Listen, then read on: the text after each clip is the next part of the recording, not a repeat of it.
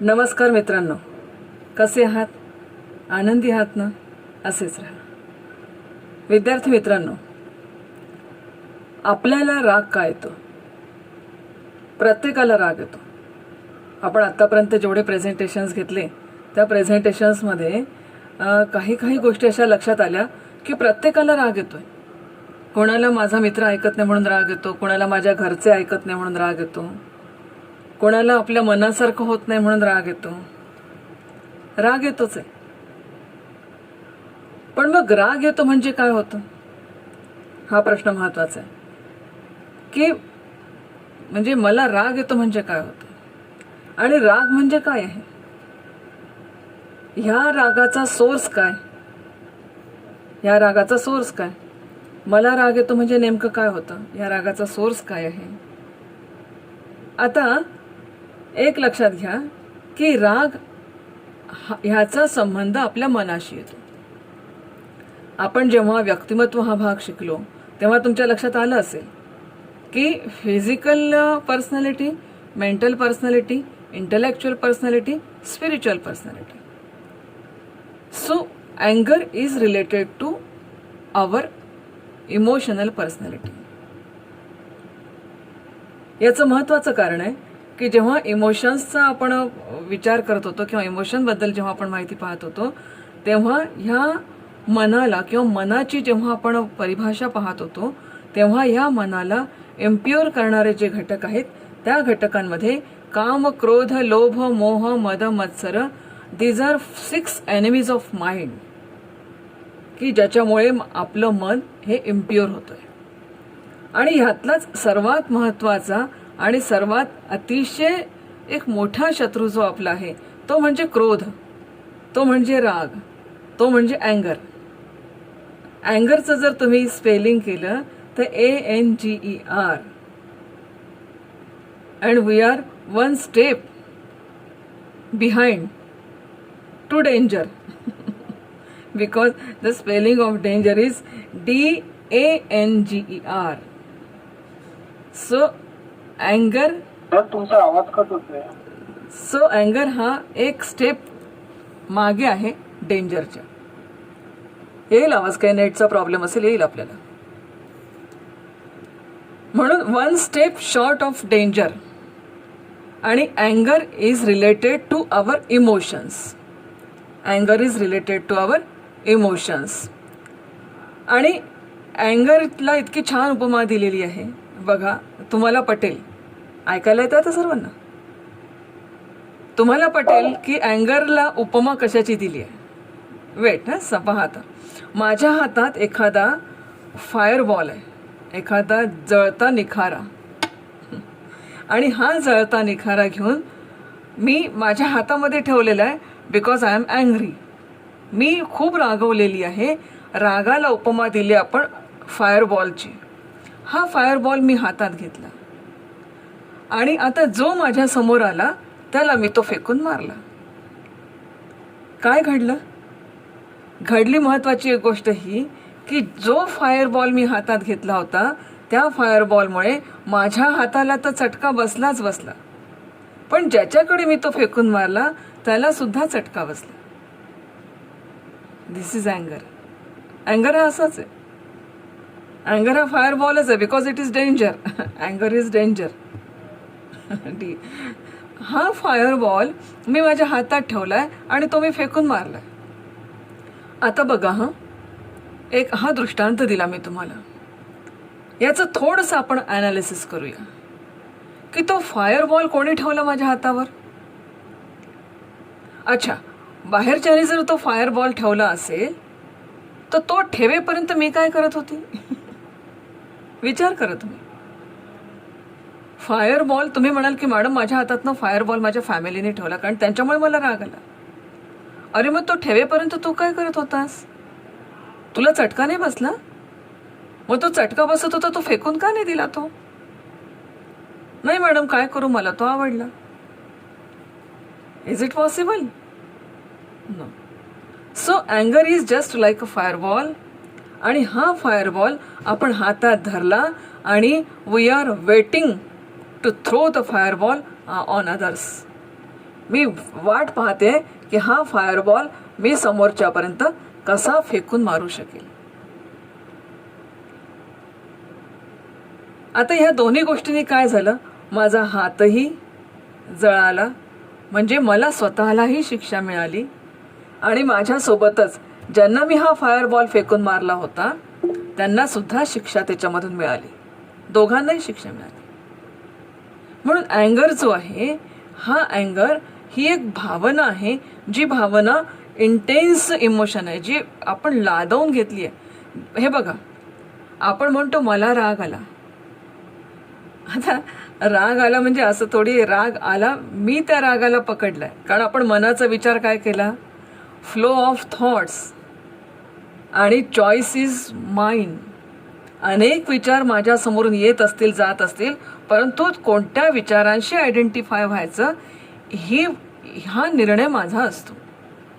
माझ्यासमोर अनेक विचार जात असतील, परंतु कोणत्या विचारांशी मी आयडेंटिफाय होते, नेमकं मी क्रोधाच्या विचारांशी ज्या क्षणाला आयडेंटिफाय होते ना, त्या क्षणालाच तो फायरबॉल मी हातात घेतलेला असतो. मित्रांनो, आयडेंटिफाय मी होते.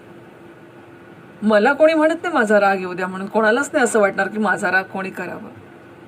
आवडत नाही आपल्याला कोणी आपला राग केलेला, म्हणून कोणी आपला राग करावा हे आपल्याला आवडत नाही. पण मला राग येतो. मग मला राग का येतो?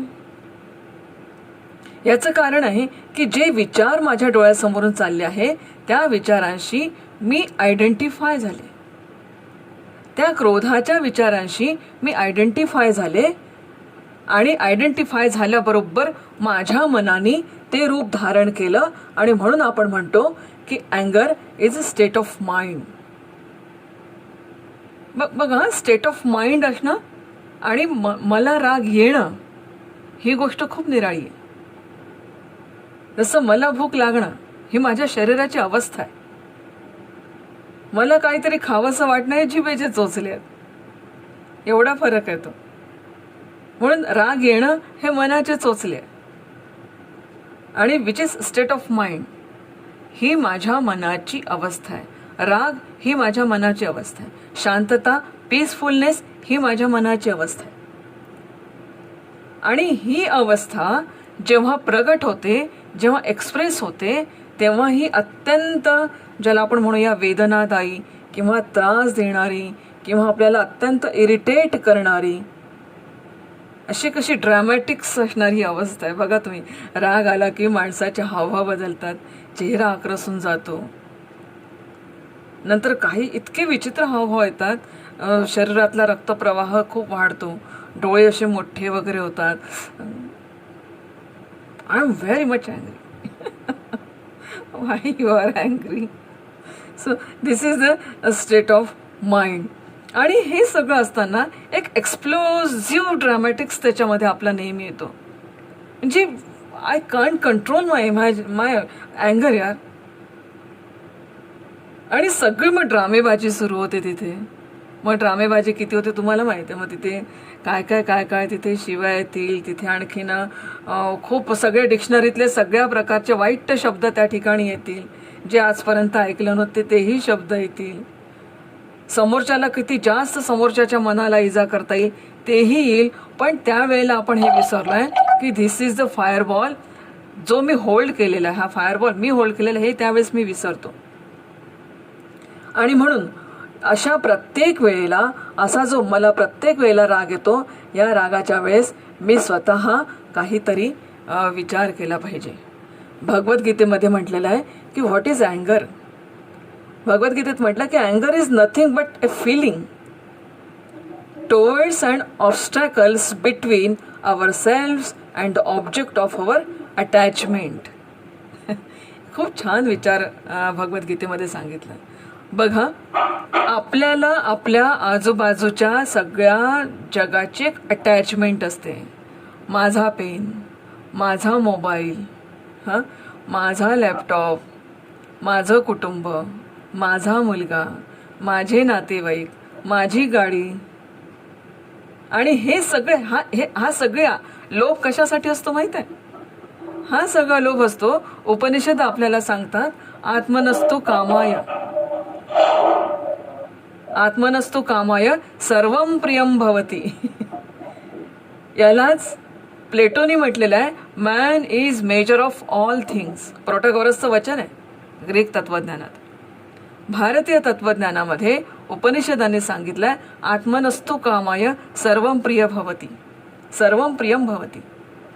ज्या ज्या गोष्टी माझ्या उपयोगाच्या आहेत, ज्या ज्या गोष्टी मला फायदा देणाऱ्या आहेत, त्या त्या गोष्टी मला प्रिय असतात, त्या त्या गोष्टींमध्ये मी आसक्त असतो. That is attachment. आणि मी कुठे कुठे अटॅच होतो? ज्या ज्या गोष्टी मला सुख देणाऱ्या ठरतात त्याच्याशी मी अटॅच होतो. मी माझ्या शाळेशी अटॅच होतो, मी माझ्या टीचर्सशी अटॅच होतो. ज्या दिवशी टीचर रागवल्या त्या दिवशी त्यांच्यासारखी वाईट टीचर नसते कोणी. मी माझ्या बहीण भावंडांशी अटॅच होतो, मी माझ्या मित्राशी अटॅच होतो. ज्या दिवशी माझा मित्र माझ्याशी वाईट बोला त्या दिवशी त्याच्यासारखा वाईट मित्र कोणी नसतो. आणि ज्या क्षणाला या जगतापासून मला काही मिळणं बंद होतं, त्या क्षणाला हे जगही वाईट ठरतं. या जगाचाही राग येतो मग मला. सो आत्मनस्तु कामाय सर्वं प्रियं भवती. आणि हे जे आत्मनस्तु कामाय, ही जी अटॅचमेंट आहे, ही जी त्या वस्तूबद्दलची अटॅचमेंट आहे, ही अटॅचमेंट आणि मी, म्हणजे मी आणि माझी वस्तू, मी आणि माझ्या गोष्टी याच्यामध्ये जेव्हा ऑब्स्टॅकल्स क्रिएट होतात, तेव्हा मला अँगर होतो, तेव्हा मला राग येतो. आता माझं लेक्चर सुरू असताना माझं लॅपटॉप बंद पडलं. नंतर माझ्यापासून माझी वस्तू कोणीतरी हिरावून घेतली. माझा पेन माझ्यापासून कोणीतरी हिरावून घेतला. माझा मोबाईल माझ्यापासून कोणीतरी हिरावून घेतला. माझं इतकं प्रेम होतं त्या मोबाईलवर, मला माझा मोबाईल वापरू द्या, मला काही पिक्चर्स पाहू द्या. ह्या सगळ्या गोष्टी कशा आहेत की मी आणि मला ज्या ज्या वस्तूबद्दलची आसक्ती आहे, त्या त्या वस्तूबद्दल त्या दोघांमध्ये जेव्हा ऑब्स्टॅकल्स क्रिएट होतात, तेव्हा त्या ठिकाणी एक अँगर निर्माण होतो. माझा मुलगा माझा ऐकत नाही, मुलाबद्दल मला फार आसक्ती आहे. माझा मुलगा माझा ऐकत नाही, राग आला. माझा विद्यार्थी माझा ऐकत नाही, राग आला. माझ्या घरचे लोक माझा ऐकत नाही, राग आला. हे सगळे माझ्या आसक्तीचे विषय आहेत. ह्या विषयांना मी माझी अटॅचमेंट आहे त्या विषयांच्या भोवती. पण ती ज्या ज्या गोष्टींशी मी अटॅच आहे त्यांच्यामध्ये आणि माझ्यामध्ये ज्या वेळेला अशा प्रकारचे ऑब्स्टॅकल्स क्रिएट होतात, त्या त्या वेळेस माझ्यामध्ये अँगर निर्माण होतो. मग आता ह्या अँगर्सचे, ज्याला आपण फॉर्म्स ऑफ अँगर म्हणतो, which are the forms of अँगर. आता हा अँगर आला कुठून? विचार करा. अरे ज्यांनी मला शरीर दिलं, ज्यांनी मला मन दिलं, ज्यांनी मला बुद्धी दिली, त्याच्याचकडून हा क्रोध माझ्यापर्यंत आला. म्हणून आपण म्हणतो, उसी ने तो दिया है, उसी ने तो बुद्धि दी है, मुझे क्रोध करने की. अरे हा ठीक आहे, क्रोध तर भगवंताला पण येतो, क्रोध तर ईश्वराला पण येतो. पण ईश्वराच्या क्रोधात आणि माझ्या क्रोधात फरक आहे ना. श्रीकृष्णाला सुद्धा भगवद्गीतेत म्हणावं लागलं, यदा यदा हि धर्मस्य ग्लानिर्भवति भारत अभ्युत्थानमधर्मस्य तदात्म्यानं सृजाम्यहम्. ज्या ज्या वेळी या पृथ्वी तलावर अधर्माची सुळसुळाट होईल, त्या त्या वेळेला जेव्हा जेव्हा धर्माला ग्लानी येईल, तेव्हा तेव्हा मी या पृथ्वीवर जन्म घेऊन अधर्माचा नाश करील. नाशाची भाषा भगवंत सुद्धा बोलतोय. भगवंताला पण राग येतो, मला पण राग येतो. पण माझ्या रागात आणि त्या ईश्वराच्या रागात फरक आहे की नाही? ईश्वराचा राग हा सात्विक आहे, ईश्वराचा राग हा जगत कल्याणासाठी आहे. आणि माझा राग हा मला पण संपवतोय आणि त्याचबरोबर समोरच्याला पण तो कुठेतरी हर्ट करतो. म्हणून हा जो ईश्वराचा राग आहे, हा ईश्वराचा राग हा सत्वगुणी राग आहे. आणि माझा राग हा तमोगुणी आहे, तामसी आहे माझा राग. कारण या माझ्या रागापासून जेवढं नुकसान मित्रांनो समोरचं होत नाही ना, तेवढं नुकसान माझं होतं. कारण राग हा माझ्यापासून निघतोय. आधीच तुम्हाला उदाहरण दिलं की राग म्हणजे फायरबॉल मी हातात होल्ड केला माझ्या, मला कोणी दिलेला नाही, तो मी घेतलेला आहे आणि तो मी होल्ड केलेला आहे. आणि तो वाट पाहते मी कोणाकडे तो फेकू म्हणून. म्हणून राग तर भगवंताला येतो, राग तर मला पण येतो, पण दोघांच्या रागात फरक हा आहे की माझा राग हा जगाच्या कल्याणासाठी नाही, इव्हन माझा राग माझ्याही कल्याणासाठी नाही. माझा राग माझ्या शरीराची, माझ्या मनाची, माझ्या बुद्धीची हानी करतोय, पण भगवंताचा राग हा जगाचं कल्याणच करतो. आणि म्हणून मग आता हा राग चांगला की वाईट हा जर आपण विचार केला तर कभी कभी गुस्सा अच्छा भी होता है और गुस्सा होना भी चाहिए. गुस्सा क्यों होना चाहिए? गुस्सा होना चाहिए सेल्फ रिफॉर्मेशन के लिए.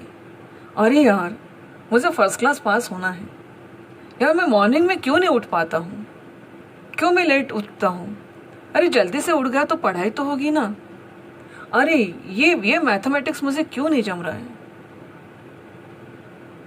सो सेल्फ रिफॉर्मेशन के लिए भी गुस्सा आना बहुत अच्छी बात है. तो कभी कभी गुस्सा अच्छा भी होता है. अच्छा, खुद के लिए तो अच्छा होता है, पण दुसऱ्यांकरता सुद्धा कधी कधी बघा, आई आपल्या मुलाला रागवते, उद्देश त्याला रागवणं नसतं, त्याला इजा पोहोचवणं तर अजिबात नसतं. मांजर सुद्धा आपल्या बछड्याला दाताने पकडते, पण ते दात रुतत नाही बछड्याला. पण आई आपल्या अपत्यावर रागवते, शिक्षक आपल्या विद्यार्थ्याला रागवतात.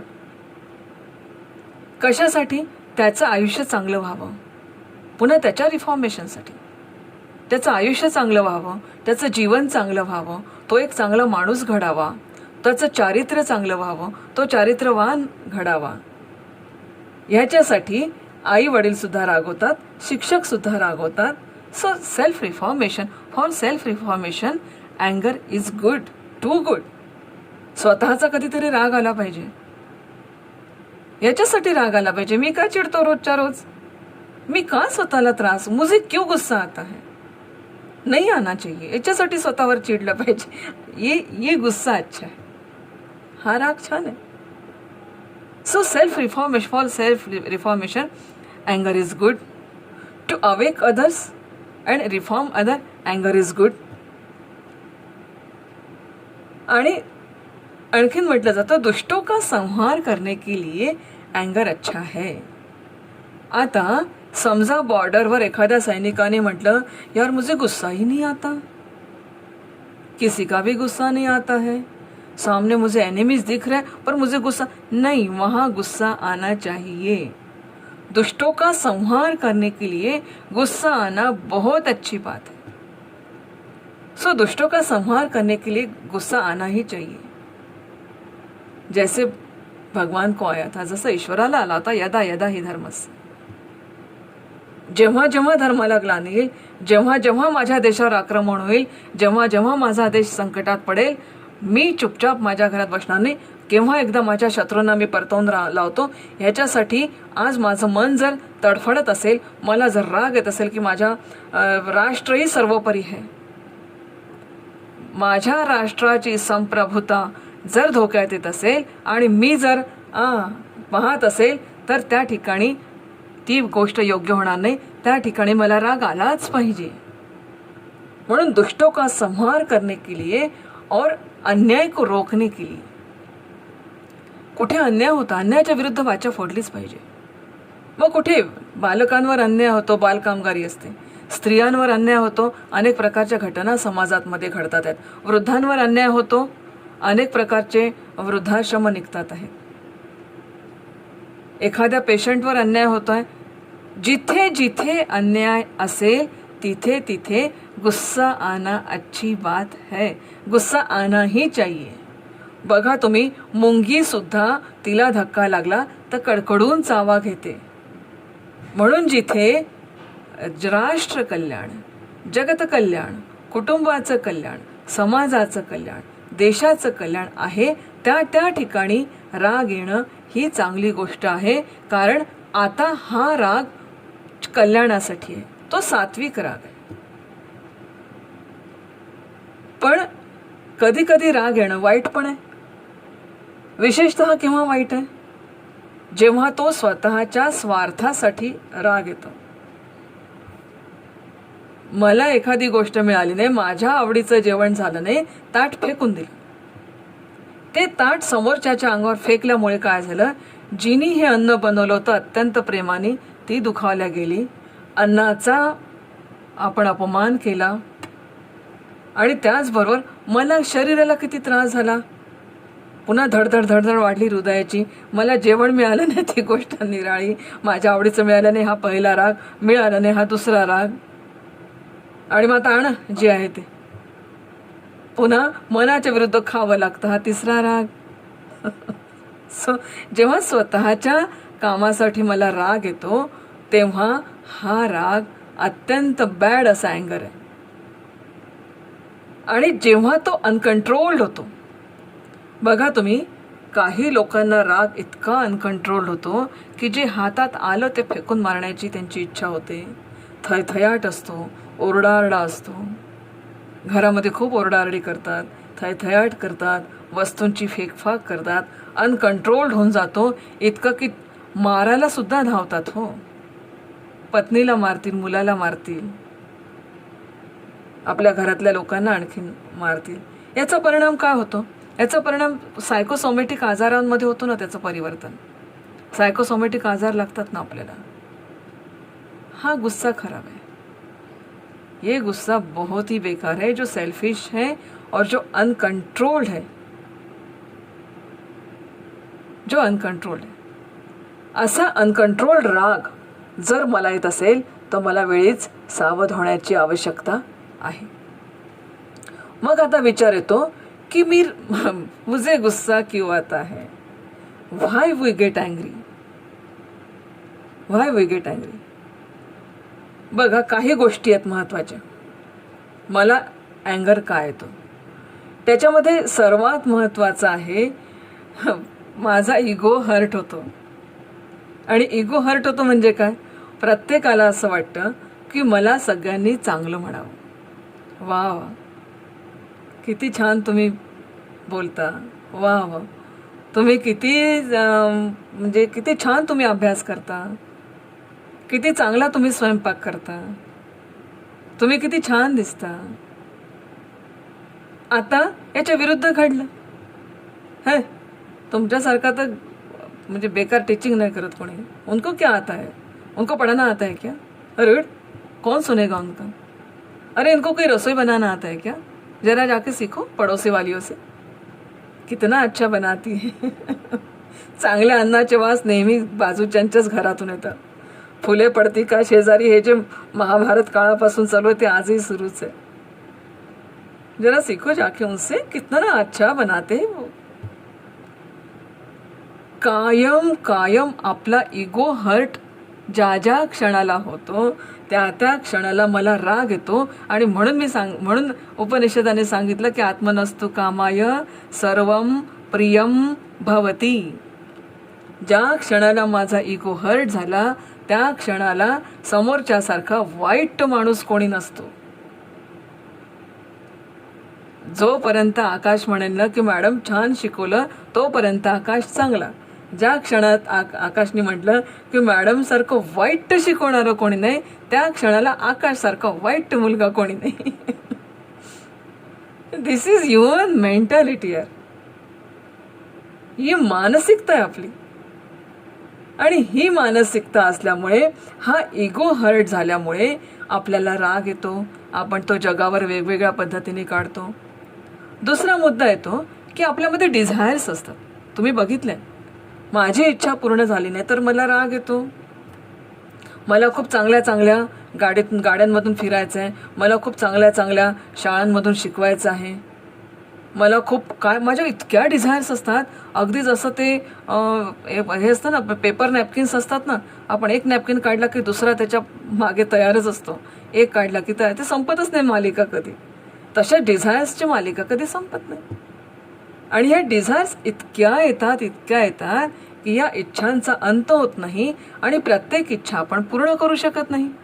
कधी आपल्या लिमिटेशन्स असतात, कधी समाजाच्या असतात, कधी कुटुंबाच्या असतात. प्रत्येक इच्छा आपण नाही पूर्ण करू शकत. मग ज्या ज्या इच्छांच्या बाबतीत मी पूर्ण करू शकत नाही तिथे आला गुस्सा, फिर हो गया गुस्सा.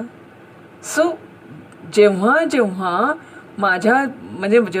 माझ्या डिझायर्स वाढतात ना, तेव्हा तेव्हा माझा राग वाढतो. आणि डिझायर्स पूर्ण झाल्या की आनंद. डिझायर्स पूर्ण झाल्याने राग. हे कोणी ठरवलं? माझ्या इच्छा कोणी ठरवल्या? तुम्ही नाही ठरवल्या. जग नाही ठरवत माझ्या इच्छा. माझ्या इच्छा मीच ठरवतो. त्या पूर्ण झाल्या की अपूर्ण राहिल्या हे सुद्धा डिसिजन माझंच असतं. आणि म्हणून रागही मलाच येतो. म्हणून राग येतो की राग असं येतो म्हणजे चालत वगैरे थोडी येतो की. अगदी इतकं छान उदाहरण दिलं आहे एका ठिकाणी, ते शेवटी सांगेल मी, की राग येतो म्हणजे काय. अरे राग आपण आपल्या मनाची अवस्था तयार केली. ती का केली? माझ्या डिझायर फुलफिल होत नाहीत, माझ्या इच्छा पूर्ण होत नाही. आणि माझ्या इच्छा कोणी पूर्ण करायच्या? त्याच्या पुढचा रागाचा मुद्दा तो एक्सपेक्टेशन्स. मी कायम एक्सपेक्टेशन्स करतो जगाकडून. तो माझ्याशी चांगला वागला तर मला आनंद होईल, तो माझ्याशी वाईट वागला तर मला दुःख मिळेल. हे घडलं तर मी आनंदी, ते घडलं तर मी दुःखी. हे मिळालं तर मी आनंदी, ते नाही मिळालं तर मला राग येणार. माझ्या मनासारखं मिळालं. आता वर्गाला येऊन बसताना मी घरी सांगून आलेलो आहे की चांगलं मला आल्यानंतर आज अशा अशा प्रकारची भाजी लागेल बरं का. गेल्यानंतर तशी भाजी दिसली नाही. राग. एक्सपेक्टेशन्स. आपल्या कायम एक्सपेक्टेशन्स असतात जगाकडून. What about me? अरे जगाकडून मी एक्सपेक्टेशन्स करते, तो माझ्याकडून पण तर जग एक्सपेक्टेशन्स करेल. त्याचं काय करायचं? हा सगळा मुद्दा त्याच्यामध्ये. मग माझ्या अपेक्षा पूर्ण झाल्या तर आनंद, नाही झाल्या तर अँगर. और फिर से जो हमारे एक्सपेक्टेशंस को पूरा नहीं करेगा उसके ऊपर हम ये फायरबॉल फेंक के मार देंगे. आता छान वाटलं. काही लोकांचं एक मोठं छान असतं, गुस्सा आला की त्यांना आनंद होतो. चला आजचा कोटा कंप्लीट. आजचा कोटा कंप्लीट झाला. आज एवढ्या वेळ मी चिडून घेतला, माझा कोटा कंप्लीट झाला. असंही असतं की काही विशिष्ट लोक समोर आले तरी राग येतो, मग त्यांच्यावर चिडलं की मला आनंद होतो. चला तोही कोटा कंप्लीट झाला. याचं महत्त्वाचं कारण कायम मी एक्सपेक्टेशन्स जगाकडून करतो आणि जग तुमच्या एक्सपेक्टेशन्स कधीही फुलफिल करू शकत नाही. कारण तुमची व्हेरायटी आणि जगाची व्हेरायटी याच्यामध्ये फरक आहे. शरीरं जरी सगळ्यांची सारखी असली तरी मनं सारखी नाही आहेत. पुष्कळदा आपल्याला चिडवलं पण जातं मुद्दाम. ज्या गोष्टीमुळे आपल्याला राग येतो त्याच गोष्टी घडतात, त्याच गोष्टी बोलल्या जातात आणि अशा गोष्टी घडल्या की लगेच आपण चिडून जातो. So don't expect from anybody. काहीच नाही. स्वतःकडून अपेक्षा ठेवायची. जगाकडून अपेक्षा ठेवली तर अपेक्षाभंगाचं दुःख. जिथे जिथे अपेक्षा आहे तिथे तिथे अपेक्षाभंगाचं दुःख पण आहे. आणि जिथे जिथे अपेक्षाभंग झाला तिथे तिथे राग आला. मग कधीतरी स्वतःचाही राग येतो. मैं ही ऐसा हूँ तो चलो अभी मैं ही ऐसा हूँ तो मैं जीने के लायक नहीं हूँ, चला मैं क्लियर पास करने के लिए. No, this is not good. म्हणून don't expect from other, don't expect from world. Expect from yourself only and only. फक्त स्वतःकडून एक्सपेक्ट करा. कधी कधी काय होतं माहिती आहे का की हे सगळं करत असताना आपण समोरच्यावर नियंत्रण करण्याचा प्रयत्न करतो. मी सांगेल तसं घरात घडलं पाहिजे. मला घरात पसारा आवडत नाही, सो व्हॉट, मग आवर ना तू. तुला आवडत नाही तू आवर. मला घरात कोणीही गाणं ऐकलेलं आवडत नाही, मग तू नको ऐकू. तो इतरांवर का कंट्रोल करतोस? जसं तुझं आयुष्य आहे तसं इतरांचं आयुष्य नाही आहे. त्याला त्याचं जीवन नाही जगायचं. विशेषतः मी पुष्कळ पॅरेंट्सच्या बाबतीत ही गोष्ट बघते की लहानपणी आताचा काळ कसा आहे की आता मुलांना तुम्ही जेवढं टॅब, इंटरनेट ह्या गोष्टी ऑपरेट करायला द्या तेवढं त्यांचं लर्निंग होणार आहे. पण अजूनही काही कुटुंबांमध्ये मी बघते की लहान मुलांनी कॉम्प्युटर बघायचा नाही, त्यांनी कार्टून्स बघायचे नाही. म्हणजे कायम मी माझ्या परसेप्शननी समोरच्याने जगावं हे मी ठरवते त्यांचं आयुष्य. अरे यार, लेट देम लाईव्ह. त्यांना उनको उनकी जिंदगी जीने दो. तुम्हाला फक्त काय करायचंय, विवेकानंद म्हणतात तुम्हाला फक्त त्यांना एक दिवा विझू नये म्हणून जसं आपण हात लावतो, झाडं वाळू नये म्हणून जसं त्याला आपण कुंपण घालतो, तेवढीच भूमिका आहे आपली. पण नाही, मी सांगेल तसं तू जीवन जग. ठीक आहे ना, त्याच्या रुटीनवर तुम्ही वॉच ठेवा, तो काय करतोय, कुठे जातोय, काय, हे सगळं बघा. परंतु डोंट कंट्रोल देअर लाईफ. आणि मग त्यांनी माझ्या कंट्रोलमध्ये नाही राहिलं तर मग मी तिथे चिडणार. अरे जनावर सुद्धा एका विशिष्ट लिमिटपर्यंत तुमच्या कंट्रोलमध्ये राहील, ते सुद्धा त्याचं आयुष्य जगतं. माणसं तर माणसं आहे, ते काही जनावर नाही आहे. मन आहे त्याला, बुद्धी आहे त्याला. मग माझ्या कंट्रोलमध्ये या गोष्टी का नाही म्हणून चिडचिड होते, म्हणून अँगर होतो. अरे लोक टाळतात ना तुम्हाला. शिस्तीचा बडगा कुठपर्यंत. मस्ती करावी शिस्तीत, हे तर मी पण म्हणते. अति नियम नको, पण नियम नाही असं पण नको. नियमांचा अतिरेक पण नको आणि नियम नाही असं पण नको. या सगळ्या गोष्टी आवश्यक आहे. So self control is required. हा प्रत्येकासाठी नियम लागू आहे. मग why you are controlling your surrounding. का आपण ते कंट्रोल करतो आणि मग ते कंट्रोलमध्ये आलं नाही तुम्हाला, मग अँगर which become danger for you. Don't control anybody, control yourself only. आपण छान सेल्फ कंट्रोल शिकलेलो आहोत. Control yourself only. आता हे असं करत असताना असं मी का करतो, कारण मला जगाकडून कायम परफेक्शन हवं असतं. काही काही लोक परफेक्शनिस्ट असतात की अगदी बाहेरून आलं की कपड्यांच्या घड्या करा, अलमारीत ठेवा, हँगरला लावा, ठेवून द्या, बिलकुल क्रीज्ड. इतके परफेक्शनिस्ट, ते स्वतः क्रीज्ड असतात, त्यांना आवडतच ते बिलकुल. एखादी गोष्ट अशी झाली पाहिजे म्हणजे अशीच झाली पाहिजे. त्याच्यात थोडं जरी त्रुटी राहिली, अरे चुका होणार आहे. माणसं होत ना आपण. हे एक लक्षात घ्या, जो चुकतो तोच माणूस असतो. नेहमी लक्षात घ्या. चुका माणसं नाही करणार तर कोण करणार आहे. जनावरांना चुका शिका समजत नाही, त्यांना ते बिस्किटं वगैरे द्यावे लागतात तरच ते शिकतात. परंतु चुका शिकाचं तत्व जनावरांसाठी ठीक आहे, अध्ययनाच्या उपपत्तीसाठी वापरलं ठीक आहे, पण तिथे बुद्धीचा वापर नाही ना जनावरांच्या, माणसाच्या बुद्धीचा वापर आहे. मग आता जी गोष्ट तुम्ही परफेक्शनिस्ट आहात, तिथे फक्त तुम्ही स्वतःकडून ती अपेक्षा करा. 12 म्हणजे 12ला हजर प्रत्येक विद्यार्थी झालाच पाहिजे. जो होणार नाही त्याच्यावर जर मी रागवत असेल तर मग तो म्हणेल मॅडम तुम्ही जाणून घेतलं का मला. अहो माझ्याकडे नेटवर्क नाही आहे, मी कसं काय जॉईन होऊ.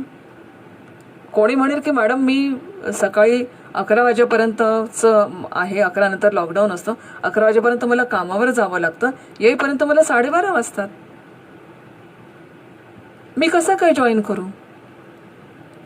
पण मी परफेक्शनिस्ट कशी आहे की मला जेवढ्या विद्यार्थ्यांची रजिस्ट्रेशन झालं तेवढेच विद्यार्थी पाहिजे आणि एकही विद्यार्थ्यांनी लेफ्ट करायचं नाही. मीटिंगमधून फतवा काढला, मी नोटीस काढली. अरे यार ये तो जबरदस्ती हो गई, ये तो जबरदस्ती हो गई. प्रॅक्टिकलचा भाग आहे, इट्स ओके, प्रॅक्टिकलचा भाग आहे, आम्ही बसू, इट्स ओके मॅडम. बट हे तर खूप झालं. माझ्या इंटरनेटचा प्रॉब्लेम आला तर मी काय करणार आहे. सो जेव्हा मी परफेक्शनिस्ट होते ना तेव्हा राग येतो, कारण माझ्या आजूबाजूचं जगत तेवढं परफेक्शनमध्ये विश्वास ठेवणार असेल तर ठीक आहे. काही लोक हे असे बिलकुल बेशिस्त असतात, म्हणजे they are most regular in irregularity. केव्हाही उठतील, केव्हाही आंघोळ करतील. आता सुट्ट्या आहेत ना, लॉकडाऊन आहेत ना, तुमच्यापैकी बरेचसे विद्यार्थी असतील. 12चा क्लास आहे ना, उठू 11 वाजता. 11 वाजता तर काय माईक आणि हे सगळं बंद केलं तर दिसत तर नाहीच. मस्त पडल्या ऐकू, छान झोप लागते. ऐकता झोपही छान लागते. आणि त्याच्यानंतर मग बघूया आंघोळ करू, नाही तर नाही, संध्याकाळी केली तरी चालते. जेवण जेव्हा वाटलं तेव्हा जेवायचं. आता ह्या ठिकाणी जर घरात कोणी परफेक्शनिस्ट असेल ते तुमच्यावर रागवल्याशिवाय राहणार नाही. म्हणून ज्या ज्या क्षणाला परफेक्शनिस्ट होण्याचा प्रयत्न मी करते त्या त्या क्षणाला अँगरला मला सामोरं जावं लागतं. मला रागाशिवाय काहीच भेटत नाही, कारण जग तसं नाही. मी अपेक्षा करू शकत नाही. आणि हे सगळं करत असताना मी काय काय करतो, मी कंटेम्प्लेट करतो. कशावर करतो? निगेटिव्ह थॉट्सवर. माझ्या आयुष्यात हेच होणार नाही, मला हे जमतच नाही, मला ते येतच नाही, मी चांगलाच नाही, मी वाईटच आहे. बोल बोल, किती बोलायचं बोल, मी वाईटच आहे ना, तुला कधी मी चांगला दिसतच नाही ना. अरे देव मैडम रागवला का? जाने दो यार, गुस्सा करने वाली पर्सनालिटी है. कुछ भी अच्छा करो ना, मैडम को नहीं अच्छा लगता है, जाने दो. और मैं अच्छा कभी मैडम के लिए मैं कभी अच्छा स्टूडेंट साबित हो ही नहीं सकता. RK लक्ष्मणची एक कथा आहे. गोविंद सिंगजी नावाचा एक पोस्टमन, अतिशय सुस्वभावी पोस्टमन असतो. सगळ्या गावामध्ये तो जाईल, पत्र वाटेल, सगळ्यांना देईल. परंतु काही लोक त्याला म्हणतात की अरे ये तो पगला गया, अरे ये तो पगला गया. कारण की तो स्वतःमधला बचपना जपत असतो. लोक त्याला म्हणतात पगला गया. आज एक म्हणतो, दुसऱ्या दिवशी दुसरा म्हणतो, तिसऱ्या दिवशी. गोविंद सिंग विचार करायला लागतो, यार मैं सचमुच पगला तो नहीं हूं, मैं सचमुच पागल तो नहीं हो गया. आणि विचार करता करता करता करता एक दिवस गोविंद सिंग हा खरंच पागल होतो. आणि याचं महत्त्वाचं कारण असतं की गोविंद सिंगनी कंटेम्प्लेट केलेलं आहे, सतत कॉन्सन्ट्रेशन केलेलं आहे निगेटिव्ह थॉट्सवर. So as you think so you become. This is the state of mind. अँगर is a state of mind. As you think so you become. म्हणून सारखं निगेटिव्ह थॉट्स मनात घेणं हे सुद्धा वाईट आहे. म्हणून निगेटिव्ह थॉट्स हे आपल्याला मनातून मिनिमाइज करावे लागतील. आता हे अँगर, आता आपण पाहिलं की अटॅचमेंट असेल तर अँगर येतं, एक्सपेक्टेशन्स आल्या तर अँगर येतं, नॉन फुलफिलमेंट ऑफ डिझायर्स असतील, दिस इज कॉज डिसअपॉइंटमेंट, सो आपल्याला अँगर येतो. म्हणून अँगरच्या जर थोडक्यात जर आपण विचार केला तर अँगर कशामुळे येतो?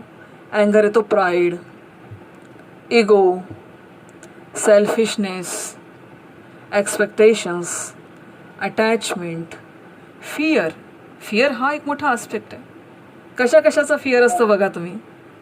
शरीराच्या स्तरावर शरीर माझं म्हणजे बघा शरीरात सुद्धा अवस्था आहे की नाही. शरीर हे बाल्यावस्थेत असतं, तारुण्यावस्थेत असतं, प्रौढावस्थेत असतं, वृद्धावस्थेत जातं. मैं क्यों बूढ़ा हो रहा भाई? अरे तो कितने साल तक जवान रहेगा? अरे क्यों झुर्रियाँ आ रही हैं? किती राग येतो चेहऱ्यावर. काही झुर्रिया दिसला तर किती राग येतो. लगेच मग ते आपल्या त्या ब्युटी पार्लरमध्ये जाणार, अगदी बिलकुल काय फेशियल करणार. तर फिअर असतो सारखा काहीतरी. माझ्यामध्ये व्यंग निर्माण होईल का? मी बुढा होईल का? म्हातारं होण्याच्या कल्पनेने सुद्धा किती भय वाटतं बघा तुम्ही, की मी म्हातारा झाल्यावर मी कसा दिस. अरे देव मॅडम कशा झाल्या तुम्ही? तर कशी झाली? म्हातारी झाली. कशी झाली म्हणजे काय? पण भीती किती वाटते की म्हातारपणी कसं असेल माझं लाईफ, म्हातारपणी मी कशी दिसेल, म्हातारपणी मी काय. फिअर असते. आणि दुसरी गोष्ट, मी मृत्यू, शरीराच्या स्तरावर मृत्यूची भीती, अँगर होऊन जातो. कधी हे बघ, फार थोडे लोक शांततेने मृत्यू पावणारे. नाही तर मृत्यू समोर दिसला की मनाची जी अवस्था आणि मनाची जी घालमेल होते ना, फार बिकट अवस्था आहे ती. आज आपण त्या संपूर्ण जग या अवस्थेतून जात आहे. सो फिअर आहे मनामध्ये. मग जेव्हा हा क्षण येतो तेव्हा मी काही जगलीच नाही, मला जगल्यासारखं वाटतच नाही. माझ्या आयुष्यात ही कमतरता होती, माझ्या आयुष्यात ती कमतरता होती, मला यूँ करायचं होतं, मुझे यूँ करना था, मुझे यूँ बनना था, त्यों करना था.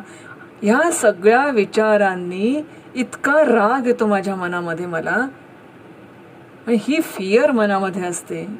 दुःखाची फिअर असते, निर्णय चुकण्याची फिअर असते, कधी कधी आयुष्यात निर्णय चुकतात, मग राग येतो. हे बघ, तुमचं ऐकलं मी, तू सांगितलं म्हणून. रडकं बाळ आईचं असतं, चांगलं बाळ बापाचं असतं. मुलगा बिघडला तर तू तुझ्या लाडाने बिघडला. मी म्हटलं होतं तुला असं नको म्हणून, मी म्हटलं होतं तुला त्या मित्रांसोबत पाठवू नको, तू त्याला पाठवलंस, तुझ्यामुळे तो बिघडला. मुलगा बिघडून ही फिअर, निर्णय चुकून आयुष्यात ही फिअर, याच्यामुळे राग येतो. फेल्युअरमुळे राग येतो. आयुष्यात एखादं फेल्युअर मिळालं ते पचवता नाहीत, मग हा राग आपण इतक्या वेगवेगळ्या प्रकाराने तो बाहेर निघतो आणि हा बाहेर निघाल्यानंतर मग डिप्रेशनमध्ये सुद्धा माणूस जातं. So failure is also cause of अँगर. ऑब्स्टॅकल्स आहेत. आपले ॲम्बिशन आपण पूर्ण करू शकत नाही. बघा तुम्ही, किती लोकांना ॲम्बिशन आहे की मी माझी स्वतःची संस्था काढावी, मी माझ्या शाळेमध्ये स्वतः शिकवावं, किती सारे ॲम्बिशन्स आहेत. पण ह्यातलं ॲम्बिशन पूर्ण झालं नाही तर राग कोणावर निघेल? मग माझ्या आईवडिलांनी मला सपोर्ट केला नाही, माझ्या लाईफ पार्टनरनी मला सपोर्ट केला नाही, मला माझ्या मित्रांनी मला सपोर्ट केला नाही. What about your support to you? तू तुझ्या स्वतःला काय सपोर्ट केला ते सांग ना. किती प्रयत्न केलास? किती तू स्वतःच्या मनाला समजवलं की माझे प्रयत्न योग्य दिशेला गेले तरच योग्य राहतील, अदरवाईज अयोग्य राहील. भगवद्गीतेमध्ये एक छान कॉज ऑफ अँगर दिलेला आहे. वितराग भय क्रोध. वितराग म्हणजे अटॅचमेंट. वितराग भय क्रोध. Attachment is a cause of अँगर. भय, आपल्याला एखाद्याचे भय वाटतं, भय इज कॉज ऑफ अँगर. आणि मग त्याच्यानंतर येतो क्रोध. म्हणजे अटॅचमेंट असल्यानंतर ते दूर जाण्याचं भय आणि त्यातून उत्पन्न होणारा राग. आता हे सगळं झाल्यानंतर पुन्हा एक विचार असा येतो की व्हाय अँगर? पुन्हा तोच आला. Expectations, desire, insistence of. आपण काही गोष्टी इन्सिस्ट करतो लोकांवर, जबरदस्ती करतो. No, you should do it, you must do it. अच्छा, ही गोष्ट काही गोष्टींसाठी चांगलं आहे. सेल्फ रिफॉर्मेशनसाठी इन्सिस्ट करणं एखादी गोष्ट गुड. पण उगाचच मेरी मर्जी, मी सांगतो म्हणून असा वाग, मी सांगतो म्हणून तसा वाग, मी म्हणतो म्हणून डॉक्टर हो, मी म्हणतो म्हणून इंजिनियर हो. बाबा मला डॉक्टर व्हायचं नाही, बाबा मला इंजिनियर व्हायचं नाही. मग तुला काय व्हायचं? मला गायक व्हायचं. तेच राहिलं होतं आता. पण माझा त्याच्यात इंटरेस्ट आहे. Dam it. तुझ्या इंटरेस्ट महत्त्वाचं नाही, जे मी सांगतो तेच तुझं करिअर असेल. अशा आपण काही गोष्टी इन्सिस्ट करीत असतो आणि त्याच्यामुळे त्याचा रिझल्ट येतो अँगर. आता हे सगळं झाल्यानंतर what are the forms of अँगर? आपण अँगर मॅनेजमेंटचं, अँगरला जाणून घेऊ आपण. आणि अँगरला जर आपला असा मित्र बनवला आणि त्याला असं आपण जाणून घेतलं ना, तर मग पुष्कळशा गोष्टी आयुष्यातल्या सरळ आणि सुलभ होत जातील. मग आता ज्या क्षणाला मी अँग्री आहे असं म्हणतो, बघा बरं, बिईंग अँगर, मला खूप राग, आता म्हणून मला खूप तुमचा राग आलेला आहे, सध्या माझ्याशी बिलकुल कोणी बोलू नका, मला तुमचा राग आलेला आहे, असं जेव्हा जेव्हा माझ्या तोंडून निघतं तेव्हा अँगर इज मास्टर. कारण त्या अँगरनी माझ्या मनावर होल्ड केलेला आहे. सो अँगर बिकम मास्टर. अँगरला मास्टर बनवू द्यायचं नाही आपल्या आयुष्यात, लक्षात ठेव. मेरी मर्जी, चाहे मैं एंग्री हूँ चाहे मैं खुश रहूँ, मेरी मर्जी. सो जिस दिन आपको लगेगा कि मैं एंग्री हूँ, तब एंगर आपका मास्टर बनेगा. और जब आप बोलेंगे, जब आप showing anger, second form is showing अँगर. आपण पुष्कळदानं राग दाखवतो पण मनात असतोच असं नाही. आई रागवते पण तिच्या मनात कायम राग नसतो. शिक्षक रागवतात तुम्हाला पण त्यांच्या मनात तुमच्याबद्दलचा राग नसतो. इट इज शोइंग अँगर. हे अँगर आपल्यावर होल्ड करत नाही. ह्या अँगरमध्ये उद्देश चांगला आहे. बिईंग अँगर, उद्देश वाईट आहे. बरोबर, काय इतका अँगर येतो की समोरच्याला खाऊ की गिळ, तो अँगरच मला खाऊन टाकतो. हमने किसी को खा सकता, अँगर ही हमें खा जाएगा. पण ज्या क्षणाला शोईंग अँगर, खूप राग असल्यासारखं मी दाखवतो असं जेव्हा खूप राग असल्यासारखं मी दाखवतो तेव्हा अँगर इज अंडर माय कंट्रोल. त्या वेळेला राग हा माझ्या नियंत्रणात असतो. आपण रागावर नियंत्रण ठेवा असं जेव्हा म्हणतो तेव्हा रागावर नियंत्रण ठेवा याचा अर्थ राग दाखवा तुम्ही, पण त्याच्या मागचा उद्देश काय आहे तो उद्देश महत्वाचा आहे. पण रागावर नियंत्रण करण्यासाठी शोईंग द अँगर, जे राग जेव्हा आपण दाखवतो तेव्हा तो राग त्याचा उद्देश निराळा असतो. तो राग आपल्या मनाला त्रास देत नाही. तो समोरच्याला काहीतरी रिफॉर्मेशनसाठी असतो, तो समोरच्याच्या आयुष्याच्या कल्याणासाठी असतो, तो समोरच्याच्या हितासाठी असतो. सो वी शो द अँगर. हा अँगर आपल्या कंट्रोलमध्ये असतो. जेव्हा वाटलं तेव्हाच मी शो करेल, मेरी मर्जी. नाही वाटलं तर मी नाही करणार शो. आताही माझ्या विद्यार्थ्यांनी माझ्या मनासारखं नाही ऐकलं, पण सध्या मला नाही रागवायचं त्याच्यावर. हे झाल्यावर रागवेल त्याला. कारण काय नाही, मला अँगर शो करायचं आहे फक्त. I have to show only. मी रागवलेला नाही आहे. I have to show only. काय कृष्णा तुला सांगितलं होतं ऐकलं नाही तू? हां, ओनली शोईंग. मनामध्ये राग नाही आहे, मनामध्ये क्रोध नाही आहे. मग हा राग आपल्यावर कंट्रोल नाही करू शकत, आपण त्याच्यावर कंट्रोल केला. म्हणून राग आला तरी तो यावेळेस मी शो नाही करणार, केव्हाही करेल, वेळ आली की पाहिजे. आपण म्हणतो ना टाइम आएगा तब बताऊंगी, अभी नहीं. पण जेव्हा वेळ येईल तेव्हा तो राग आपल्याला दाखवता येईल. या ठिकाणी रागाचे आपण मालक आहोत. जेव्हा बिईंग अँगर असतो तेव्हा राग आपला मालक असतो. काय पहा, आपल्याला ठरवायचं आपलं, आपण रागाचे मालक असावं की रागाने आपलं. आणि कोणाला म्हणजे आपण स्वतः मालक असलेलं आवडतं, कोणाला कोणाचं नोकर होणं आवडत नाही. रागाचं कसं तरी कशाला नोकर व्हायचं हेड. सो ह्या रागाचं कंट्रोलर आपण बनतो त्या ठिकाणी. ही खूप चांगली, म्हणजे इतकी छान, ही इतकी सुंदर स्टेट ऑफ माइंड आहे की मनामध्ये राग नाही, चेहऱ्यावर म्हणजे दाखवावा लागतो, बोलावं लागतं, करावं लागतं. नंतर आणखीन एक फॉर्म आहे रागाचा, एक्सप्लोजिव्ह अँगर. इतका एक्सप्लोजिव्ह असतो की तो स्वतःला तर त्रास देतोच, पण तो संपूर्ण समोरच्याचं सुद्धा आयुष्य ध्वस्त करून टाकतो. एक्सप्लोजिव्ह अँगर. आणि हा एक्सप्लोजिव्ह अँगर, काही व्यक्ती अशा असतात की ते खूपच म्हणजे प्रत्येक गोष्टीला चिडचिड करून प्रगट करतात. म्हणजे एक्सपोजर पण देतात त्या रागाला आणि धमाका पण करून टाकतात. बापरे, आज देव मॅडमचा पिरियड आहे आणि होमवर्क झालेलं नाही, कठीण काम आहे. आता वर्गात गेल्यानंतर झापझूप होणार. मग मॅडम वर्गात येतात आणि एवढं एक्सप्लोजन करून टाकतात की तो समोरचा मुलगा म्हणतो की मॅडम प्लीज, तुम्हाला मला रागवायचं आहे तर तिकडे एवढ्या सगळ्यांसमोर तुम्ही मला कशाला रागवता. ह्या याच्यात मी काय केलं, त्या विद्यार्थ्याला मी जे रागवली त्या विद्यार्थ्यांचे माझे रिलेशनशिप पण खराब झाली. त्या विद्यार्थ्याच्या मनाला किती यातना झाल्या, सगळ्यांसमोर त्याचा तुम्ही अपमान केला, त्याला किती यातना झाल्या. आणि इतकंही करून तो त्या ठिकाणी चुकला नव्हता हे त्याला माहिती आहे, तरीही मी त्याला रागवले. आणि आयुष्यभर आता त्याच्या मनात माझी प्रतिमा कोणती झाली की सर्वात रागवणाऱ्या आणि कोणाचीही पर्वा न करणारी जर व्यक्ती कोणी असेल तर ती ही व्यक्ती आहे. आणि आयुष्यभर आता मला यांचं बोलणं मला नाही आवडणार आता आयुष्यभर. स्वाभाविक आहे. दिस इज एक्सप्लोजिव्ह अँगर.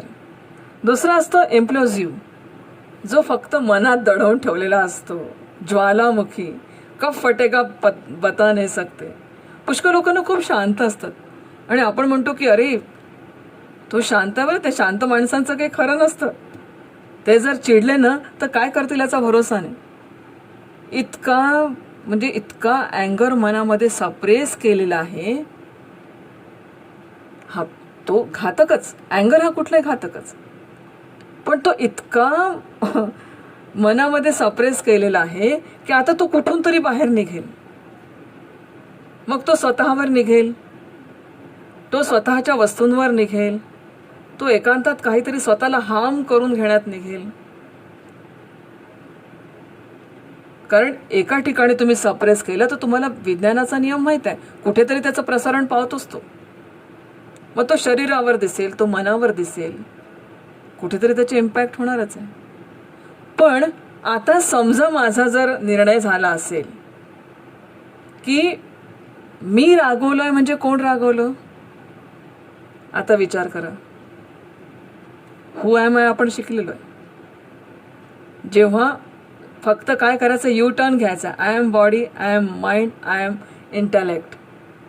हे करत असताना फक्त एक थोडासा यू टर्न घ्यायचा आणि I am not body, I am not intellect, I am not mind असा जर माझा निर्णय झाला असेल तर माझ्यातलं कोण रागवलं? आता विचार करा. माझ्यातलं मन रागवलं, but I am not mind. माझ्यातल्या बुद्धीला राग आला, but I am not intellect.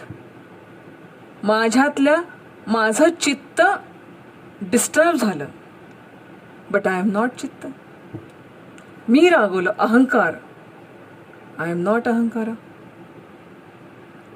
So आपल्याला राग आला असेल तर ह्या रागाशी आपल्याला डील करावं लागेल.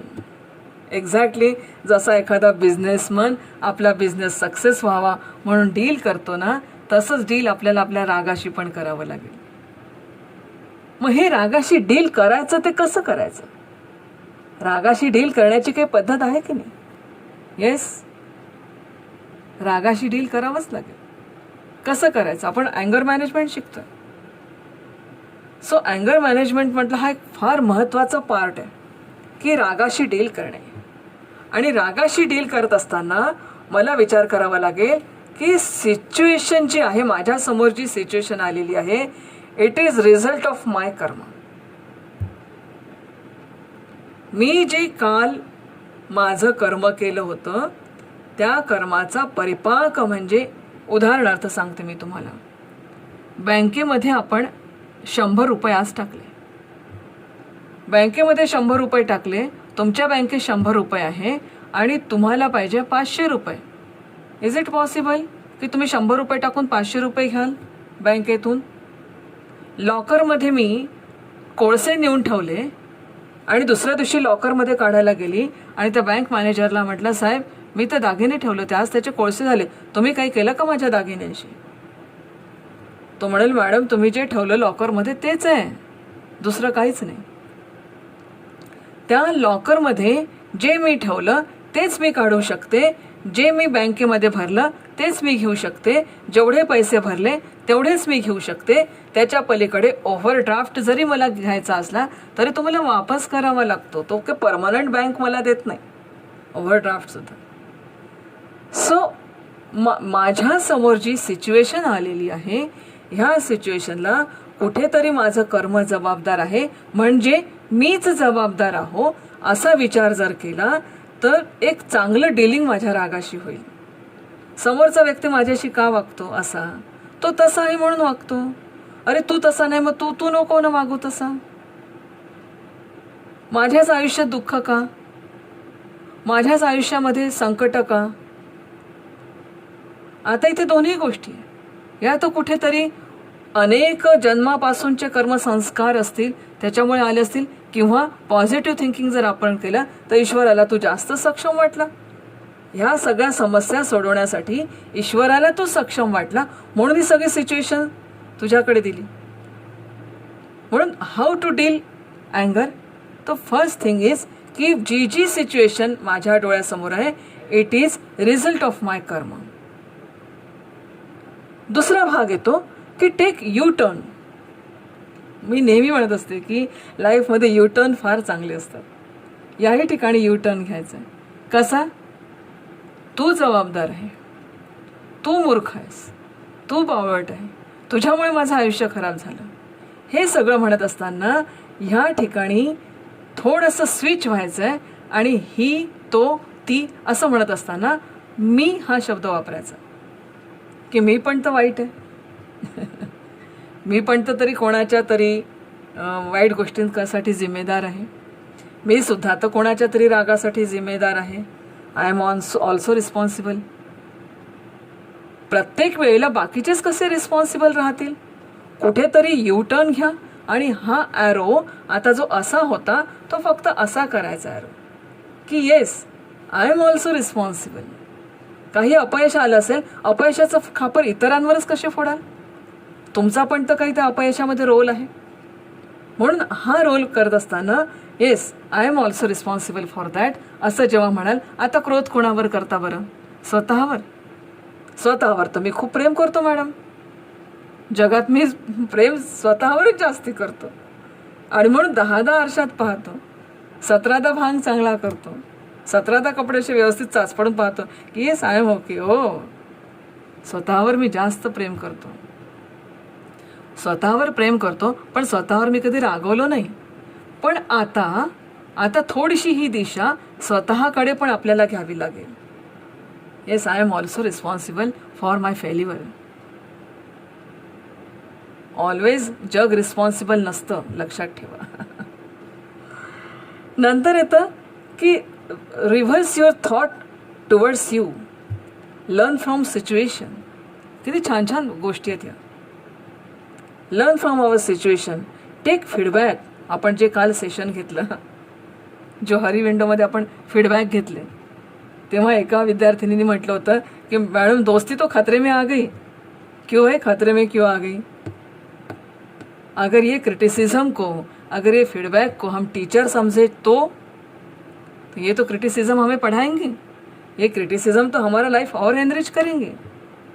ये जो फीडबैक है ये तो हमारे एनरिचमेंट के लिए, तो हमारे पर्सनालिटी की डेवलपमेंट के लिए है. अगर ऐसा पॉजिटिवली हम इसको लेते हैं फीडबैक को और क्रिटिसिज्म को, तो they become our teacher and criticism is best teacher for अस.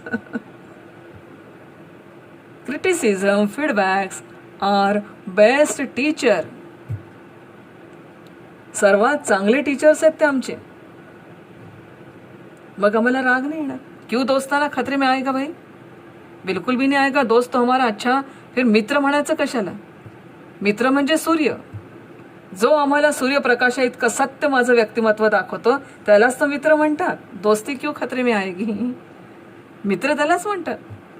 जो तुम्हाला आईना दाखवतो, जो आपको आईना बताता है, वही तो दोस्त होता है. भैया आप ऐसे हो, क्यों खतरे में आएगी दोस्ती? एक्सेप्ट करो फीडबैक को, एक्सेप्ट करो क्रिटिसिज्म को, because they are your best teachers. अच्छा, इतना होने के बाद भी गुस्सा आता है तो हम क्या करेंगे? सरेंडर टू द गॉड, क्योंकि देने वाला वही है, गुस्सा देने वाला वही है, प्यार की भावनाएं देने वाला वही है, सभी भावनाएं, इमोशंस देने वाला वही है. तो फिर सरेंडर हो जाओ जिसको आप चाहते हो, जिस भगवान को आप चाहते हो सरेंडर हो जाओ. प्रेयर करो उसकी, क्योंकि प्रेयर में ही शक्ति है जिसमें वाणी और हमारा मन एक जगह रहता है. प्रेयर में क्यों शक्ति है? क्योंकि वाणी और मन एक जगह रहता है. और प्रेयर हम जब दिव्य शक्ति की करते हैं तो दिव्य शक्ति की जगह हमारी वाणी और हमारा मन कॉन्सेंट्रेट हो जाता है. So prayer is most powerful weapon. और समर्पण तो है ही. समर्पण किस चीज को बोलते हैं? कि जैसा है वैसा हमें एक्सेप्ट, जैसा है वैसा हमें एक्सेप्ट.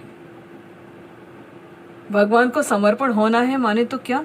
जिस चीज को भगवान ने हमें दिया है उसको जैसा दिया वैसा एक्सेप्ट करना. दिस इज समर्पण.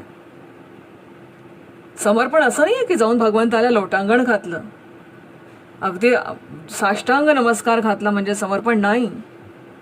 जो भी सिचुएशन, जो भी चीजें भगवान हमें देगा उसको 100% एक्सेप्ट करना ही सरेंडर है. ज्या क्षणाला मी ईश्वराला अशा पद्धतीने सरेंडर होते ना, जसं मी तुम्हाला परवा सांगितलं की प्रसाद बुद्धी, मंदिरात जाताना हातामध्ये पेढे घेऊन गेलो, मंदिरातून येताना त्याचा प्रसाद झाला. मग मी असं नाही म्हणत की पेढा घ्या, मी असं म्हणते प्रसाद घ्या. गणपती समोर ठेवताना मोदक होते, आता त्याचा प्रसाद झाला. गणपतीचा प्रसाद, मंदिरातला प्रसाद, खडीसाखर असली तरी प्रसाद, खोबरं असलं तरी प्रसाद. कोणी तुमच्या हातात दगड दिला तरी पण त्याचा अवमान न करता आपण तो तुळशीत टाकून देऊ, तोही प्रसाद. ही प्रसाद बुद्धी आयुष्यात असेल तर अँगर येणार नाही. प्रसादे सर्व दुःखानां हानिरस्योपजायते. प्रसादे सर्व दुःखानां, सर्व दुःखांवरचा उपाय म्हणजे ही प्रसाद बुद्धी आहे. मग अँगर नाही येणार, कारण जे ईश्वराने दिलं, ईश्वराचं माझ्यावर प्रेम आहे, मी ईश्वराचं लेकरू आहे, ईश्वराचं माझ्यावर प्रेम आहे. आणि आई कधी आपल्या मुलासाठी वाईट करत नाही, मग ईश्वर माझ्यासाठी कसं वाईट करणार आहे बरं? God has better plan for me, never forget. God has better plan for everyone. So उसके मर्जी से अगर हो रहा है और उसके मर्जी से मेरा लाइफ अगर चल रहा है तो जो होगा उसके ही मर्जी से होगा. तो गुस्सा मैं किस पर करूं? मैं मेरे भगवान को तो ब्लेम नहीं कर सकता, मैं मेरे भगवान को गुस्सा नहीं कर सकता. This is top most anger manage, top most dealing to anger. This is top most dealing to anger. कधी कधी आपल्याला इग्नोर पण करावा लागतो. राग आलाय, इग्नोर करा. अरे यार, येतो नेहमीच येतो मला ना, या व्यक्तीचा खूप राग येतो, क्विट करा तिथून, इग्नोर करा. आणि हा इग्नोर कसा करायचा? तर हा इग्नोर करण्यासाठी ह्या रागापासून तर दूर पळू शकत नाही, पण आपण त्याला टाळू तर शकतो ना, म्हणून इग्नोर करू शकतो आपण. याच्यासाठी काही तुम्हाला स्पिरिच्युअल ॲक्टिव्हिटीज सुद्धा डेली कराव्या लागतात. म्हणून तुम्ही पहा, काही लोक माळ करतात, काही लोक मग इस्लाम कम्युनिटीचे असतील ते लोक नमाज करतात. आपण मठात जातो, आपण आश्रमात जातो, आपण मंदिरात जातो, आपण गुरुद्वारात जातो, है ना. हे सगळं आपण कशासाठी करतो? हे सगळं करतो आपण स्पिरिच्युअल ॲक्टिव्हिटीज आपल्या आयुष्यात जर असल्या तर आपण आपल्या रागावर निश्चितपणे आपण काहीतरी कंट्रोल करू शकतो. आणि स्पिरिच्युअल ॲक्टिव्हिटीज आर नेसेसरी, लक्षात घ्या. याचा अर्थ हा नाही की तासन तास शरीराला ताडून 2-2 दिवस. आजकाल ना मॅडम मी अगदी निर्जली उपवास करते, आजकाल ना मी अगदी खूप 2-2 दिवस नाही. शरीराला ताडण करून नाही, परंतु surrender to the supreme power. अशा ह्या सुप्रीम पॉवरला सरेंडर होण्यासाठी ज्या ज्या काही स्पिरिच्युअल ॲक्टिव्हिटीज मला कराव्या लागतात त्या जसं जसं मी करत जातो तसं तसं माझं चित्त शुद्ध होत जातं. आणि हे चित्त शुद्ध झालं की त्या शुद्ध चित्तामध्ये स्पिरिच्युअल किंवा चांगल्या सद्विचारांचा प्रकाश लवकर पडतो आणि मग तिथे रागाचा लवलेशही राहत नाही. जेवढं पाणी अवखळ असेल ना, चंद्राचं प्रतिबिंब पडत नाही, पण पाणी जेवढं शांत तेवढं चंद्राचं प्रतिबिंब शांत पडतं. म्हणून मनामध्ये जेवढा राग कमी असेल ना तेवढं सद्विचारांचं प्रतिबिंब सुद्धा शांत पडतं. पण ह्या मनाचा अवखळपणा कमी करण्यासाठी आपल्याला काही स्पिरिच्युअल ॲक्टिव्हिटीजमध्ये सहभाग घ्यावा लागतो. मग कोणी पोथीचं वाचन करतं, कोणी प्रार्थना करतं, कोणी असंही म्हणतं बरं का मी कोणालाच मानत नाही, अशी आहेत बरं लोक. हे ईश्वर वगैरे सगळं थोतांड आहे. अरे बरोबर आहे, तू ईश्वराला थोतांड म्हटला तर त्याला काहीही फरक पडत नाही. पण ज्या दिवशी ईश्वर तू थोतांड आहे असं म्हणेल ना त्या दिवशी तुझं वगैरे बाबा काय होईल. मग नको म्हणू ईश्वर नाही आहेस म्हणून. ईश्वराला नावं ठेवले, शिव्या दिला, त्याचं काही बिघडत नाही. पण ज्या दिवशी तो आपली केअर करणार नाही ना त्या दिवशी आपल्याला विचार पडतो की काय आता. म्हणून ईश्वर मानत नाही असं म्हणणारे सुद्धा स्वतःचं अस्तित्व मान्य करतात. So they are also Astik. स्वतःला मानता ना तुम्ही, आणि हम है तो खुदा भी है. स्वतःला मानता ना, तुमच्या रूपात तुम्ही ईश्वरालाच मानत असता. नका मानू ईश्वराला, काही हरकत नाही. पण स्वतःच्या शक्तीवर तुम्ही विश्वास ठेवता ना, तुम्ही ईश्वराला मानता त्या ठिकाणी, कारण तुम्ही स्वतःला सर्वा समजत असता. म्हणून स्पिरिच्युअल ॲक्टिव्हिटीज या खूप आवश्यक आहे. आणि सर्वात महत्त्वाचं आहे की रागाला समोरच्याचा सुद्धा आणि स्वतःचा सुद्धा, रागाला डील करायचं असेल, समोरच्याचा राग कधीही सप्रेस करण्याचा प्रयत्न करू नका. त्यांनी वादविवाद वाढतात. Let them expose. म्हणून म्हणतात की दोघांचं भांडण झालं, एकाने शांत बसावं. त्याच्यासाठी शांत बसावं, नाही तर तू मी आयुष्यभर चाललेलं आहे. मग तिथे एवढा ड्रामा क्रिएट होतो की त्या सगळ्या सिरियल बाजूला पडल्या, पण आपल्याच घरात एक सिरियल सुरू होऊन जाते. इतका ड्रामा तो होऊन जातो. काही गोष्टींची खूप म्हणजे जर आपण विचार करतो म्हटलं, इतक्या मजेशीर आहेत ह्या सगळ्या गोष्टी. म्हणून आता ह्याचा परिणाम काय होतो? ह्या रागाचा काही तर परिणाम होत असेल. रागाचा शरीरावर परिणाम होतो की शरीरामध्ये मग BP, शुगर, हेल्थ प्रॉब्लेम्स निर्माण होतात. मी तुम्हाला आणखीन एक सांगते, हेल्थ प्रॉब्लेमचं जाऊ दे, पण ब्युटी प्रॉब्लेम्सच्या बाबतीत पण टिप्स देते की जेवढं आपण खुश असू ना, जेवढं आपण आनंदी असू ना, तेवढं आपल्या शरीरातल्या पेशीज पण आनंदी असतात. आणि ज्या शरीरातल्या पेशीज आनंदी असतात ते शरीर अक्षरशः तेजपुंज बनतं. तेजस्विता येते, कोणत्या मेकअपची गरज नाही, तेजस्विता येते त्या शरीरामध्ये. म्हणून ह्याहीसाठी म्हणजे तुम्ही हेल्थ फॅक्टर तर लक्षात घ्या, पण ब्युटी कॉन्शियस जर तुम्ही असाल तर लक्षात घ्या की आपण आपल्या शरीरामध्ये कितीतरी पेशींना मारत असतो. याच्यामुळे स्वतःचा क्षणोक्षणी आपण स्वतःचा डेथ या ठिकाणी घडवून आणत असतो. आणि कंटिन्युअसली ही प्रोसेस चालत राहते. आणि म्हणून शेवटी काय की मला माझ्या आयुष्यात काय मिळवायचं आहे? राग प्राप्त केला तर मी म्हातारा पण लवकर होणार आहे, बरं का, लक्षात घ्या.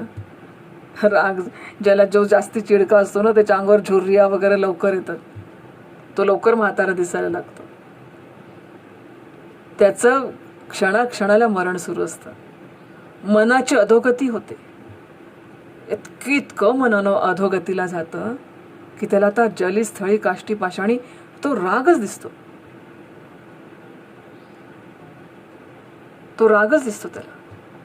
दुर्योधनाला प्रत्येक ठिकाणी जळी स्थळी काष्टी पाषाणी पांडवच दिसत होते, रागच दिसत होता. त्या हिरण्यकश्यपूला जळी स्थळी काष्टी पाषाणी तो विष्णू दिसत होता, विष्णूचा राग करत होता, विष्णू भगवानचा. विष्णूच दिसायचा. एक प्रकारची विरोधी भक्ती पण होऊन गेली त्याची. स्वतः विष्णूच्या हातून मरण झालं त्याचं. परंतु रागाचं किती पराकोटीला जावा की प्रत्येक ठिकाणी त्याच्याशिवाय सुचूच नाही काही. इतकं प्रेम त्या रागावर. या प्रेमाची दिशा पण तर बदलायला पाहिजे. इतकं म्हणजे इतके छान हा हे आहे ना की ह्यापासून मी प्राप्त काय करतो? या सगळ्या गोष्टींपासून मला प्राप्त काय होणार आहे? ह्या सगळ्या रागांपासून मला प्राप्त काय होणार आहे? कारण तो माझ्यासाठी डेंजरस आहे. तो मला दुःखी बनवतो. हेल्थ इश्यूज निर्माण होतात त्याच्यामुळे. नंतर रिलेशनशिप्स आमच्या बिघडतात. रागामुळेच बिघडतात ना. आपण टाळतो लोकांना, रागीट लोकांना टाळतो आपण. रिलेशनशिप बिघडतात.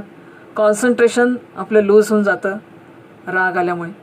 आणि इंटेलिजन्स आपली म्हणजे निर्णयावर सगळं आवरण पडतं. म्हणून तुम्ही पाहिलं की पहिल्या अध्यायामध्ये अर्जुन अक्षरशः डिप्रेस झालाय. सिद्धंती मम गात्राणी, माझे सगळे गात्र हालून राहिले म्हणतो. हातातला गांडीव धनुष्य गळून पडतो. एखाद्या सैनिकाच्या हातातलं शस्त्र गळून पडणं म्हणजे काय गोष्ट आहे हो. एक वेळ तो युद्धात हारला तर चालतो, लढता लढता तरी हारला, पण शस्त्र गळून पडतं त्याच्या हातातलं म्हणजे याच्याशिवाय तर आयुष्यात हार नाही कुठली. अक्षरशः डिप्रेस झालेला अर्जुन जेव्हा तो 18व्या अध्यायामध्ये जेव्हा येतो तेव्हा तो पुन्हा ते गांडीव धनुष्य हातात घेऊन तयार होतो. हा जो भाग आहे हा कुठेतरी आपल्याला लक्षात येतं की लॉस ऑफ कॉन्सन्ट्रेशन आणि आपल्या बुद्धीवर आवरण पडतं. त्यांनी स्वतःला राग आलेला त्याला की मी का युद्धामध्ये आलो, मी का या सगळ्यांशी लढतोय, आणि मग बुद्धीवर त्याचे आवरण पडतं. आता या ठिकाणी भगवद्गीतेने खूप छान उत्तर दिलंय की ह्या रागाचा परिणाम काय होतो. तर ह्या ठिकाणी भगवंत सांगतात क्रोधात भवती समोह. क्रोध झाला तर सगळं जग हे दूषित दिसायला लागतं. क्रोधात भवती समोह, समोहात स्मृती विभ्रम. असा समोह झाला तर स्मृती विभ्रम होतो. आता स्मृती विभ्रम झाला की काय होतं? स्मृतिभ्रंशात बुद्धिनाशः. असा स्मृतिभ्रंश झाला तर बुद्धीचा नाश होतो, आणि बुद्धीचा नाश झाला तर काय होतं? बुद्धिनाशात प्रणश्यती. बुद्धिनाश झाला तर ही गोष्ट विनाश घडून येतो. आपण म्हणतो ना, विनाशकाले विपरीत बुद्धी. म्हणून क्रोधात भवती समोह, समोहात स्मृतिविभ्रमः, स्मृतिविभ्रमात बुद्धिनाशः, बुद्धिनाशात प्रणश्यती. म्हणून विनाशकाले विपरीत बुद्धी म्हणतात. हे इफेक्ट आहेत अँगरचे. मग आता हा अँगर जर मॅनेज करायचा असेल, हा अँगर जर आपल्याला मॅनेज करायचा असेल तर काय काय घडतं हे आपण बघितलं की रिलेशनशिप, एक्सपेक्टेशन्स, इन्सिस्टन्स. आता रिलेशनशिप चांगली करायची असेल तर एक्सपेक्टेशन्स अँड इन्सिस्टन्स हा जर आपण त्याच्यातून रिमूव्ह केला तर तिथे अँगर हा, आपली रिलेशनशिप ही चांगली राहील. मग अँगर येणारच नाही. आणि म्हणून एक्सपेक्टेशन्स, इन्सिस्टन्स ह्या गोष्टी जर आपण रिमूव्ह केला तर त्या ठिकाणी अँगर, आपला अँगरपासून आपण पुष्कळ. मग आता हाऊ टू मॅनेज द अँगर. हा जर आपल्याला अँगर मॅनेज करायचा असेल तर आपल्याला अँगरच्या विरोधात शांतता चॉईस करावी लागेल. You have to choice peace. की नाही, काही हो, मी राग करणार नाही. मला राग आला तरी त्याचं प्रगटीकरण कसं करावं हे माझ्या हातात असेल. म्हणून तो चॉईस, तो चॉईस असला पाहिजे. ते कंपल्सरी असायला नको, तो चॉईस असला पाहिजे. राग हा माझा चॉईस असला पाहिजे की मी विचार केला तरच राग येईल, नाहीतर मला राग येणार नाही. आणि अशा ह्या जगाला आपण थँकफुल पण म्हटलं पाहिजे. जेव्हा मी एखादी एक्सपेक्टेशन्स पूर्ण करू शकत नाही किंवा जेव्हा माझ्या एक्सपेक्टेशन्स या जगाकडून पूर्ण होत नाही, तेव्हा राग येण्यापेक्षा मी त्यांना थँकफुल असायला पाहिजे. कारण की त्यांनी माझ्या अपेक्षा पूर्ण केल्या नाही म्हणून मी प्रयत्न केले आणि माझ्या आयुष्यात माझ्या जेवढ्या काही एक्सपेक्टेशन्स आहेत त्या मी पूर्ण केल्या. आणि म्हणून हे जे सगळे प्राईड, इगो, सेल्फिशनेस, नंतर एक्सपेक्टेशन्स, अटॅचमेंट, फिअर, हे सगळ्या ज्या सिच्युएशन्स ज्या आहेत, ह्या सिच्युएशन्सला कुठेतरी आपल्याला डिव्हायनाइज करावं लागेल आणि चॅनलाइज करावं लागेल. आणि हे चॅनलाइज केल्यानंतर मगच आपलं जे बिहेवियर आहे हे बिहेवियर हे ट्रूथफुल असेल किंवा हे असं वर्तन एखाद्या उच्च प्रकारच्या ध्येयाकरता आपल्याला समर्पित करता येईल. लक्ष्मणाचं उदाहरण माहिती आहे तुम्हाला. लक्ष्मणाला फक्त रामाला कोणी बोललं तर राग यायचा. म्हणून ज्याला आपण म्हणतो की एक आपल्या रागाला डिव्हायनाइज करायला पाहिजे आपल्याला. तर हे डिव्हायनाइज करता आलं तर आपल्याला तो राग हा आपल्याला मॅनेज करणं कठीण जाईल. आणि म्हणून आपल्याला त्याच्याबद्दल अवेअरनेस, आपल्याला अवेअर व्हावं लागेल आपल्या रागाबद्दल. आणि हे अवेअर झाल्यानंतर अवेअर का व्हावं लागेल की राग हा माझ्यासाठी हा अत्यंत हार्मफुल आहे. माझ्या शरीरासाठी, माझ्या मनासाठी हा अत्यंत हार्मफुल आहे.